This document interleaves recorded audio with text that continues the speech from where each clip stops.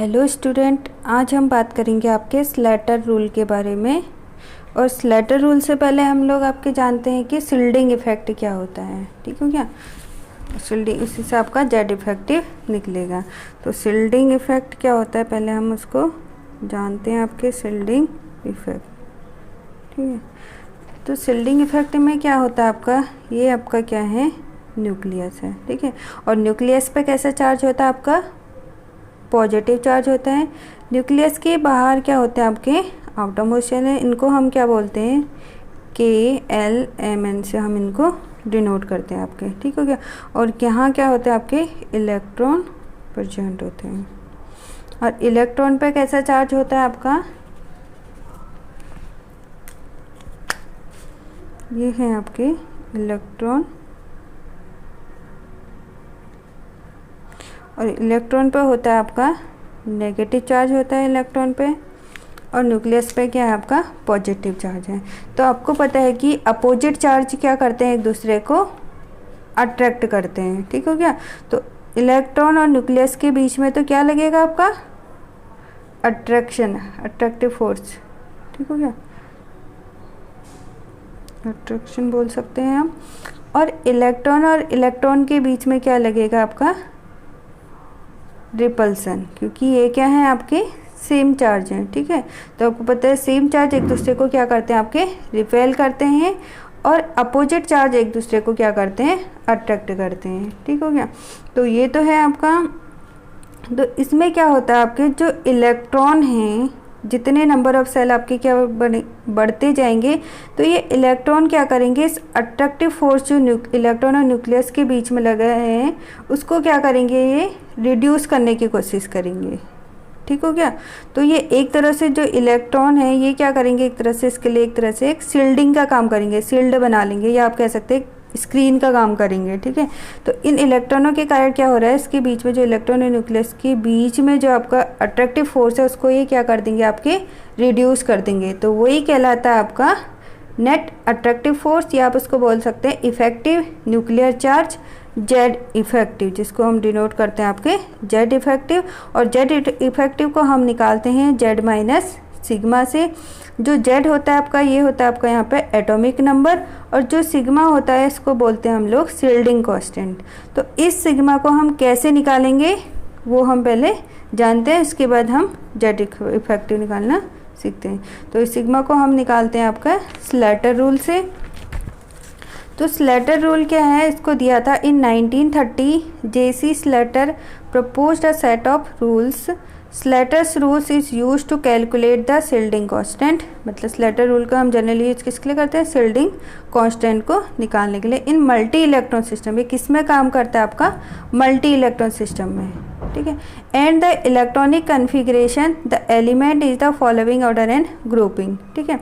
तो आप का रूल था कि हम जो भी इलेक्ट्रॉन की फिलिंग करते हैं, इसको हम इंक्रीजिंग ऑर्डर में करते हैं। तो सबसे पहले electron 1s 2s 2p 3s 3p 4s 4p 4f 5s 5p etc आगे को आपका बढ़ते जाएगा। ठीक है। जैसे जैसे आपका एटॉमिक नंबर बढ़ेगा, वैसे आपकी सेल्स, सब सेल्स भी क्या होंगी, बढ़ते जाएंगी। तो हम सबसे पहला काम क्या करते हैं, इसमें आपकी ग्रुपिंग कर देंगे सेम, जिसका प्रिंसिपल क्वांटम नंबर क्या है, सेम है। जैसे 1s 2s 2p 3s 3p 4s 4p 4f की हम ग्रुपिंग नहीं करेंगे, 4f 3d इनकी ग्रुपिंग हमें नहीं करनी है। 5s 5p etc। तो इसके लिए फॉर्मूला है आपका जेड इफेक्टिव बराबर जेड माइनस सिग्मा, वेयर जहाँ जेड क्या है आपका एटॉमिक नंबर और सिग्मा क्या है आपका शील्डिंग कांस्टेंट है। तो सबसे पहले इलेक्ट्रॉन इन ऑर्बिटल्स, s और p ऑर्बिटल्स के लिए ये n(n-1) ये क्या है, पर इलेक्ट्रॉन इन ऑर्बिटल। ठीक है। अगर आपका इलेक्ट्रॉन s और p ऑर्बिटल में है, तो उसके लिए n की वैल्यू कितनी होगी आपकी, 0.35, n-1 की वैल्यू होगी 0.85, और n-2 n-3 n-4 आगे को जो है उसके लिए आपकी n के लिए वैल्यू होगी 1.00। ठीक है। अगर आपका इलेक्ट्रॉन d और f ऑर्बिटल में है, तो उसके लिए n की वैल्यू हो जाएगी आपकी 0.35, n-1 की वैल्यू हो जाएगी 1.00, और n-2 n-3 इसके लिए हो जाएगी इसकी वैल्यू 1.00 हो जाएगी। तो ये तो है आपका सिग्मा निकालने के लिए। अब मैं इसको आपको इस तरह से समझाती हूँ। ये आपका क्या है, न्यूक्लियस है। ये आपकी क्या होंगी, सेल्स आपकी बढ़ते जा रही, KLMN आप ऐसे डिनोट कर सकते हैं। इसमें जो आउटर मोस्ट सेल है उसको मैंने N से डिनोट कर रखा है। उसकी जो अंदर वाली सेल होगी इसको हम N-1 से डिनोट करेंगे। उसके अंदर जो इनर सेल्स होंगी उसको हम N-2 N-3 से डिनोट करेंगे। ये तब वाली कंडीशन जब आपका इलेक्ट्रॉन कहाँ है, S सेल और P सेल में है। ठीक हो गया, S और P सब सेल में है। तो उस कंडीशन के लिए N के लिए की वैल्यू कितनी होगी, 0.35। N-1 के लिए वैल्यू होगी आपकी 0.85 और N-2 N-3 N-4 etc इनके लिए वैल्यू हो जाएगी आपकी 1.00 लेके चलना है आपको। ठीक है, अगर आपका इलेक्ट्रॉन D और F ऑर्बिटल्स में है तो उसके लिए आपकी N की वैल्यू होगी 0.35 और N-1 के लिए 1.00, N-2 N-3 के लिए भी क्या होगी आपकी वैल्यू 1.00। तो ये तो है आपका स्लेटर रूल। अब स्लेटर रूल का आपको अप्लाई कैसे करना है वो हम लोग सीखते हैं। ठीक है, तो जैसे आपका क्वेश्चन है,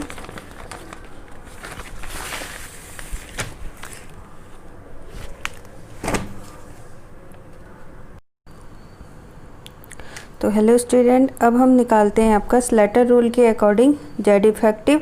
तो इसमें हम सबसे पहले एटम की बात करते हैं, आपके नाइट्रोजन एटम को लेके चलते हैं जिसका आपका एटॉमिक नंबर होता है 7।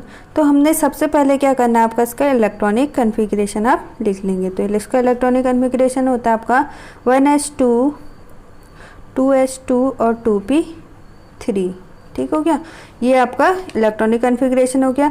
अब सेकंड स्टेप में क्या करना है, आपको इनकी पेयरिंग कर देनी है। ठीक है, तो इसकी पेयरिंग हो जाएगी 1s2 की एक पेयरिंग हो जाएगी आपकी, 2s2 और 2p3 की आपकी एक पेयरिंग हो जाएगी। ठीक है, तो आपने अब नेक्स्ट काम क्या करना है, ये इसका आउटर मोस्ट है, इस ये क्या हो जाएगा आपका nth सेल, n सेल बन जाएगा। और इसके जो अंदर वाला है इसको आप N-1 सेल मान के चलेंगे। ठीक है, अब इसमें हम सबसे पहले सिल्डिंग कांस्टेंट निकालेंगे, आपको सिग्मा की वैल्यू निकालनी है हमें। तो आप देखेंगे इसके जो N सेल है इसमें आपके 5 इलेक्ट्रॉन है, तो यहाँ पे आपको क्या करना है, इस 5 में से -1 कर दोगे आप, तो इसका आ जाएगा 4। ठीक है, ये आपको ओनली N सेल में क्या होगा, आपको हमेशा -1 करके चलना है। ठीक है, तो आप सिग्मा की वैल्यू निकालेंगे। तो सिग्मा की वैल्यू यहाँ पे कितने इलेक्ट्रॉन आपके 4। तो इसमें आप देखेंगे कि इसमें लास्ट इलेक्ट्रॉन कहाँ जा रहा है आपका P में, तो आप कौन सा रूल लगाएंगे, S और P ऑर्बिटल वाला, जिसमें N के लिए हम कितने मान के चलते, वैल्यू आपकी 0.35। तो इसमें आपके इलेक्ट्रॉन है 4, तो इसको आप मल्टीप्लाई कर देंगे, 4 × 0.35 से आप इसको मल्टीप्लाई कर देंगे। फिर प्लस करना है आपको, फिर N-1 सेल में कितने इलेक्ट्रॉन है आपके 2, तो 2 × तो S और P के लिए N-1 की वैल्यू कितनी होती है आपकी 0.85, तो 2 × कर देंगे आप 0.85। अब आपकी इसकी वैल्यू आ जाएगी सिग्मा बराबर, ये मल्टीप्लाई करके आता है आपका 1.7 + 1.4, तो बराबर वैल्यू हो जाएगी आपकी 3.1 आ गई है। ठीक है, अब जेड इफेक्टिव बराबर क्या होता है आपका, जेड माइनस सिग्मा होता है। ठीक है, और जेड की वैल्यू नाइट्रोजन के लिए होती है आपकी 7 और सिग्मा की वैल्यू आई है हमारी 3.1। अब इसको माइनस कर देंगे तो ये आ जाएगा आपका आंसर 3.9। तो ये हो गया आपका इसका नाइट्रोजन के लिए जेड इफेक्टिव। ठीक है, अब एक नेक्स्ट क्वेश्चन करते हैं आपका, ये थोड़ा अलग है, सेकेंड है, इसमें आपको जेड इफेक्टिव निकालना है for 3d electron in Fe atom के लिए निकालना है आपको। ठीक है, जेड इफेक्टिव की वैल्यू तो आपको पता होना चाहिए कि Fe का एटॉमिक नंबर कितना होता है आपका 26। तो सबसे पहले काम करना है आपको, इसका इलेक्ट्रॉनिक कन्फिग्रेशन लिख लेना है, 1s2 2s2 2p6 3s2 3p6 4s2 और 3d6। ठीक है, तो पहला काम हो गया हमारा इलेक्ट्रॉनिक कन्फिग्रेशन। अब सेकंड स्टेप में क्या करना है, हमको इसकी पेयरिंग कर देनी है। तो 1s2 की एक पेयरिंग हो जाएगी आपकी, तो 1s2 की एक पेयरिंग हो गई आपकी, 2s2 और 2p6 की एक पेयरिंग हो गई, 3s2 और 3p6 की क्या हो गई आपकी एक पेयरिंग हो गई है। ठीक है, हमसे पूछा आपका 3d इलेक्ट्रॉन का आपको जेड इफेक्टिव निकालना है, तो हम 3d6 को लेके चलेंगे 4s2। ठीक हो गया। अब जो 3d6 है ये आपका क्या बन जाएगा, n सेल बन जाएगा, क्योंकि इसी का हमें क्या निकालना है, आपको जेड इफेक्टिव निकालना है। ये हो जाएगा आपका n-1, ये हो जाएगा आपका n-2 और ये हो जाएगा आपका n-3। ठीक है, अब मैंने कहा था सिग्मा निकालने के लिए हमें क्या करते हैं, जो n सेल में जो इलेक्ट्रॉन होता है उसमें से आपको क्या करना है, -1 कर देना। तो यहाँ पे कितना आ जाएगा आपका 5। तो इसके लिए सिग्मा की वैल्यू निकाल लेते हैं। तो इसके लिए सिग्मा की वैल्यू आप यहाँ से हम निकाल लेते हैं। तो n सेल में इलेक्ट्रॉन कितने आपके 5। तो इसमें आप देखेंगे लास्ट इलेक्ट्रॉन कहाँ जा रखा है आपका d में। तो d और f के लिए क्या रूल होता है आपका, जो n सेल में इलेक्ट्रॉन होता है उसको हम मल्टीप्लाई कर देते हैं आपका 0.35 से, और अगर n-1 में होता है उसको हम 1 से, और n-2 n-3 में होता है तो उसको भी हम किससे मल्टीप्लाई करते हैं आपका 1 से। तो निकालते हैं फिर हम 5 d में है तो इसको आप मल्टीप्लाई कर देंगे 0.35 से, प्लस 8 इलेक्ट्रॉन, यहाँ पे 8 है, 8 इंटू 1, n-2 के लिए भी 1 होता है तो यहाँ पे भी 8 इंटू 1 हो जाएगा, प्लस 2 इलेक्ट्रॉन है तो इसके लिए भी क्या हो जाएगा आपका 2 इंटू 1। तो ये आ जाएगा आपका मल्टीप्लाई करके आ जा रहा है 1.75 प्लस 8 प्लस 8 प्लस 2, इन सब का ऐड करके आ रहा है आपका 19.75 आ गया है। ठीक हो गया, ये तो आई हमारी सिल्डिंग कांस्टेंट सिग्मा की वैल्यू। अब हमें निकालना है आपका जेड इफेक्टिव। तो जेड इफेक्टिव बराबर होता है आपका जेड माइनस सिग्मा। तो आयरन के लिए आपका जेड की वैल्यू कितनी होती है 26 माइनस 19.75 कर देंगे तो ये आंसर आ जाएगा आपका 6.25। तो ये हो गया आपका आयरन के 3d इलेक्ट्रॉन के लिए जेड इफेक्टिव की वैल्यू 6.25। अब हम नेक्स्ट क्वेश्चन करते हैं आपका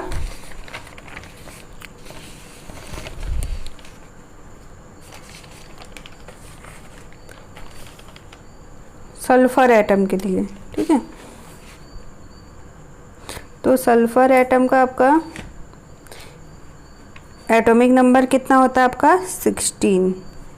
ठीक है, 16 होता है। तो सबसे पहला काम हमें क्या करना है, इसका इलेक्ट्रॉनिक कॉन्फ़िगरेशन लिख लेते हैं। फिर 1s2 2s2 2p6 3s2 और 3p4 4 होता है यहाँ पर। ठीक है, हो गया। तो ये तो हो गया आपका सल्फर का इलेक्ट्रॉनिक कॉन्फ़िगरेशन।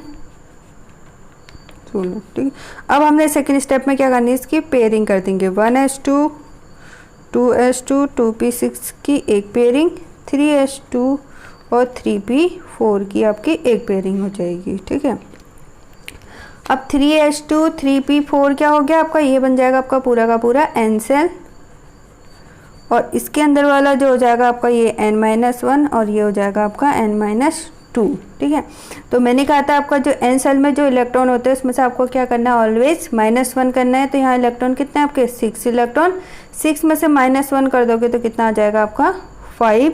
उसके बाद आपको ये ध्यान रखना है कि इसमें लास्ट इलेक्ट्रॉन किस में गया है आपका p में गया है, तो आप कौन सा वाला रूल लगा दोगे, s और p ऑर्बिटल वाले। ठीक है, तो इसमें n के लिए हम मल्टीप्लाई कर देते हैं 0.35 से, तो सिग्मा की वैल्यू निकाल लेते हैं। फिर आप 5 इंटू 0.35 कर लेंगे आप, प्लस इनर सेल n-1 के लिए कितने इलेक्ट्रॉन है 8, तो 8 इंटू क्या हो जाएगा आपका p के लिए 0.85 प्लस n-2 में कितने हैं 2, तो 2 इंटू 1 कर देंगे आप। ठीक है, तो इसको मल्टीप्लाई करके आ रहा है आपका 1.75 प्लस 6.8 प्लस 2, तो सिग्मा की वैल्यू आपकी यहाँ से आई है 10.55 आ गई। ठीक है, अब हमें निकालना है आपका जेड इफेक्टिव। तो जेड इफेक्टिव बराबर क्या होता है आपका जेड माइनस सिग्मा।